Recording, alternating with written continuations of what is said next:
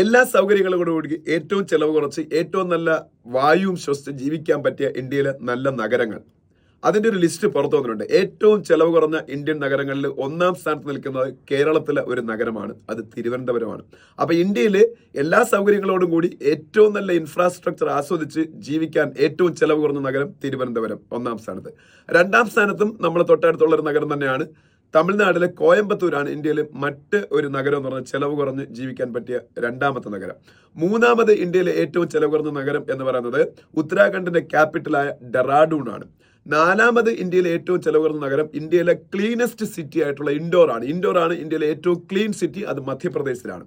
അഞ്ചാമതായിട്ട് ഇന്ത്യയിലെ ഏറ്റവും ചെലവ് കുറഞ്ഞ നഗരം വെസ്റ്റ് ബംഗാളിന്റെ ക്യാപിറ്റലായ കൊൽക്കട്ടയാണ്. അതുപോലെ ഇന്ത്യയിലെ ഏറ്റവും മനോഹരമായിട്ടുള്ള ഒരു സിറ്റിയാണ് ചണ്ഡീഗഡ്, പഞ്ചാബിന്റെ ഹരിയാനയുടെ ക്യാപിറ്റലാണ്. അതാണ് ആറാമത്തെ ഇന്ത്യയിലെ ഏറ്റവും ചെലവ് കുറഞ്ഞ നഗരം എന്ന് പറയുന്നത്.